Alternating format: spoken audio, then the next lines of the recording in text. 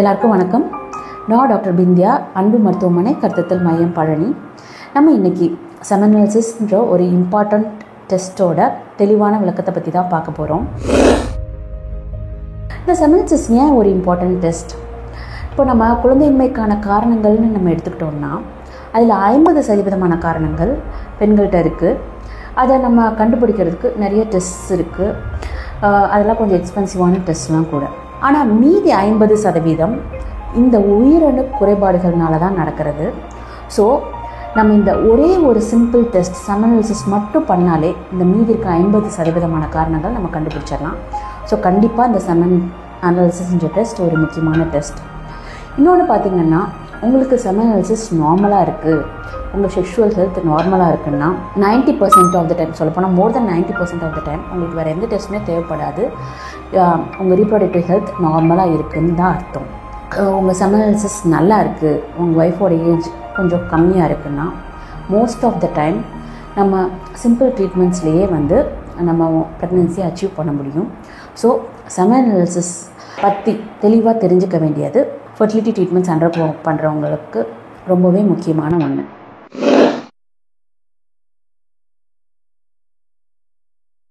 இந்த செமனலிசிஸோட cut off determine பண்ணுறது நம்ம WHO தான்.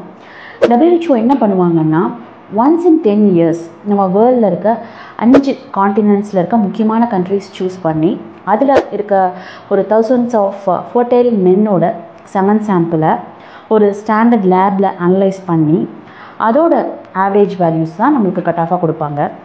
அவங்க எந்த வேல்யூஸை கட் ஆஃபாக கொடுப்பாங்கன்னு பார்த்தோம்னா 5th percentile, அதாவது ஒரு minimum quantity of semen sample required for normal ப்ரெக்னன்சியை அவங்க கட் ஆஃபாக கொடுப்பாங்க. கடந்த பாஸ்ட் 4 decades, அதாவது 90sலேருந்து இப்போ வரையும் இந்த 4 decadesல செமனலிசிஸோட எல்லா பேராமீட்டர்ஸும் ஆல்மோஸ்ட் 50% டிக்ரீஸ் ஆகிருக்குன்ற ஒரு அலார்மிங்கான report. This is definitely an important thing to look into. இந்த செமனலிசிஸோட இன்டர்பிரிட்டேஷனை பற்றி பார்ப்போம். இந்த செமனலிசிஸில் 5 முக்கியமான பேராமீட்டர்ஸ் நம்ம பார்ப்போம். அதில் 2 பேராமீட்டர்ஸ் மேக்ரோஸ்கோபிக் எக்ஸாமினேஷன் சொல்லுவோம், அதாவது நம்ம நேக்கட் ஐயில் பார்த்தே அனலைஸ் பண்ணுறது. அடுத்த 3 பேராமீட்டர்ஸ் மைக்ரோஸ்கோப்பில் பார்த்து அனலைஸ் பண்ண வேண்டியது. இப்போ மேக்ரோஸ்கோபிக் எக்ஸாமினேஷனில் ஃபர்ஸ்ட் வால்யூம், அதாவது விந்தின் அளவு. இது நார்மலாக 1.5 to 3 ml வரையும் இருக்கணும்.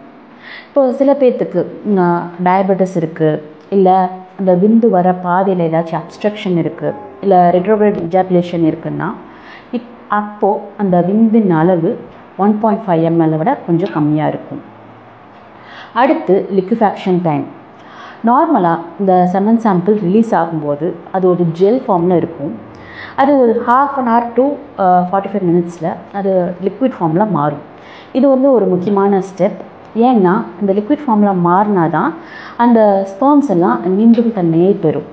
இப்போ சில பேர்த்துக்கு அந்த செமன் சாம்பிள் செக்ரீட் பண்ணுற அந்த கிளான்ஸ், ப்ராஸ்டேட் அண்ட் செமினல் வெசிக்கிள்ஸில் சில பேர்த்துக்கு இன்ஃபெக்ஷன் இருந்தாலோ, இல்லை இந்த செக்ரீஷன்ஸில் வேறு ஏதாச்சும் அப்நார்மாலிட்டிஸ் இருந்தாலோ சில பேர்த்துக்கு லிக்விஃபேக்ஷன் டைம் கொஞ்சம் ப்ரொலாங்காக இருக்கும்.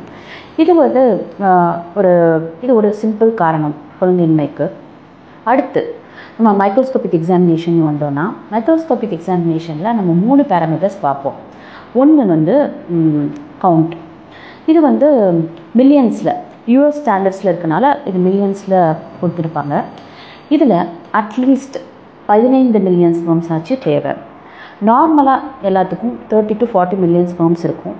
நம்ம நேச்சுரல் ப்ரெக்னென்சியை அச்சீவ் பண்ணுறதுக்கோ இல்லை சிம்பிள் ட்ரீட்மெண்ட்ஸ் மூலமாக கன்சீவ் ஆகிறதுக்கோ அட்லீஸ்ட் 15 million ஸ்பெர்ம்ஸ் ஆச்சு தேவைப்படும். சப்போஸ் 10 million ஸ்பெர்ம்ஸ்க்கு கீழே ஒருத்தவங்களுக்கு பர்சிஸ்டண்ட்டாக இருந்துச்சுன்னா அவங்களுக்கு அட்வான்ஸ் ட்ரீட்மெண்ட்ஸ், அதாவது IVF போன்ற ட்ரீட்மெண்ட்ஸ் தேவைப்படலாம். அடுத்து மோட்டிலிட்டி அட்லீஸ்ட் 40% இருக்கணும். அதாவது 100 ஸ்பெர்ம்ஸில் அட்லீஸ்ட் 40% ஸ்பெர்ம்ஸ் ஆச்சும் நீந்தும் தன்மையோடு இருக்கணும். அது கம்மியாக இருந்தாலும் they need ட்ரீட்மெண்ட். கடைசியாக மார்ஃபாலஜி, அதாவது அந்த ஸ்பெர்மின் வடிவமைப்பு.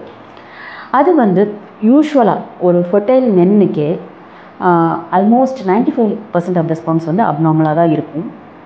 ஸோ நார்மலாகவே ஃபர்டைல் மென்னிக்கு மார்ஃபாலஜி ஒரு 6 to 7% தான் இருக்கும்.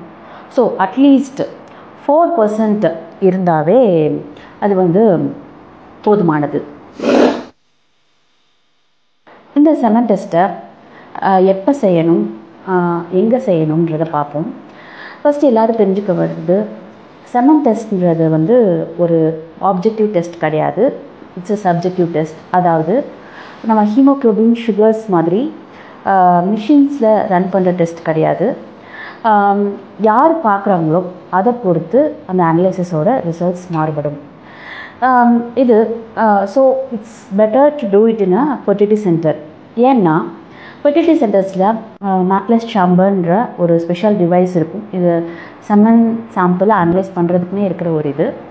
ஸோ இதில் வந்து ஒரு ஸ்டாண்டர்டைஸ்ட் வேல்யூஸ் நம்மளுக்கு தெரியும். இன்னொன்று பார்த்திங்கன்னா, இந்த செமன் சாம்பிள்ஸை ஆண்ட்ராலஜிஸ்ட் அனலைஸ் பண்ணும்போது அவங்க டெய்லியும் செமன் சாம்பிள்ஸை பார்த்துட்ருக்கும்போது அவங்களோட இன்டர்பிரிட்டேஷன் இன்னும் கொஞ்சம் தெளிவாக இருக்கும். So better to have it done in a fertility centre. இன்னொன்று, உங்களுக்கு செமன்சிஸ் பண்ணுறீங்க, இட்ஸ் நார்மல்னா இட்ஸ் வெரி குட்.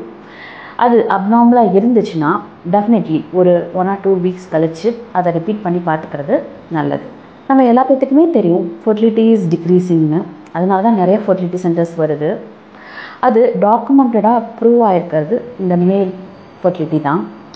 கடந்த 40 ஆண்டுகளில் இந்த எல்லா செமன் பேராமீட்டர்ஸ்லையுமே ஒரு 50% டிக்ளைன் இருக்குது. It's definitely an alarm signal for entire humanity. So நம்ம சாப்பிட்ற சாப்பாடாக இருக்கட்டும், வேர் பண்ணுற ட்ரெஸ்ஸஸாக இருக்கட்டும், யூஸ் பண்ணுற எலக்ட்ரானிக் டிவைஸஸாக இருக்கட்டும், எல்லாத்துலேயுமே ஒரு ஹெல்த்தி லைஃப் ஸ்டைல் ஃபாலோ பண்ண வேண்டியது ரொம்பவே அவசியம், நம்ம ஃப்யூச்சர் ஜென்ரேஷன்ஸை பாதுகாக்கிறதுக்காண்டி. ஸோ அடுத்து இன்னொரு யூஸ்ஃபுல்லான வீடியோவில் உங்களெல்லாம் மீட் பண்ணுறேன். தென் தேங்க்யூ.